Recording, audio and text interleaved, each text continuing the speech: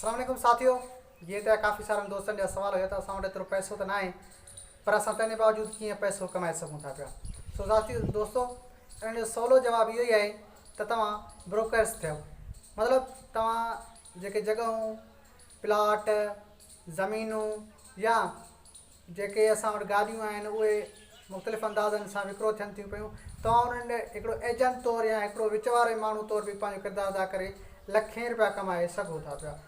तव्हां पंहिंजी मार्केटिंग कयो त असां वटि शयूं फ़रोख़्त ऐं विकिरो कयूं वञनि थियूं। अहिड़े नमूने सां तव्हां पंहिंजी सर्विसिस ॾेई बि तव्हां लखें रुपया कमाए सघो था। उन जे लाइ तव्हां वटि मुख़्तलिफ़ तरीक़ा थी सघनि था पिया। हिकु त तव्हां वञी करे पाण शहरनि में मार्केटिंग करे सघो था। उन सां गॾो गॾु तव्हां वटि जेकॾहिं अञा बि वधीक पंहिंजे बिज़नेस खे वधाइणु चाहियो था त डिजिटल मार्केटिंग जी तरफ़ वधी वञो। जीअं तव्हां वटि आहे फेसबुक, ट्विटर, व्हाट्सएप, यूट्यूब ऐं उन सां मुख़्तलिफ़ ॿिया ज़रिया जंहिंजे ज़रिए बि तव्हां लखें रुपया कमाए सघो था पिया। उन सां गॾो गॾु जेकॾहिं तव्हां अञा बि परेशान आहियो त पोइ तव्हां हलिया वञो फ्रीलांसिंग बिज़नेस जे तरफ़। जेका डिजिटल मार्केटिंग आहे उन तरफ़ तव्हांखे मां ॿुधाईंदो हलां त केतिरनि ई बिज़नेस में तव्हां पंहिंजी स्किल्स इन्वेस्ट करे सघो था, पंहिंजा आर्ट इन्वेस्ट करे सघो था पिया। जीअं तव्हां मुख़्तलिफ़ जेकॾहिं तव्हां म्यूज़िशियन आहियो त तव्हां म्यूज़िशियन पंहिंजी म्यूज़िक फ़रोख़्त करे सघो था पिया। तव्हां पंहिंजा सॉन्ग्स विकिरो करे सघो था पिया। तव्हां पंहिंजी पेंटिंग्स विकिरो करे सघो था पिया। तव्हां फ़ोटोग्राफी पंहिंजी फ़रोख़्त करे सघो था पिया।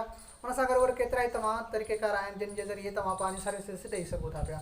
उन सां गॾो गॾु जेके तव्हांखे मां ॿुधाईंदो हलां त असां वटि ॿ प्रोडक्ट्स मौजूदु आहिनि जेके तव्हां बि जेकॾहिं मार्केटिंग करणु चाहियो त तव्हांखे असां शेयर्स जे मुताबिक़ ॾेई सघूं था पिया। जिन में असां वटि आहे पहिरें नंबर ते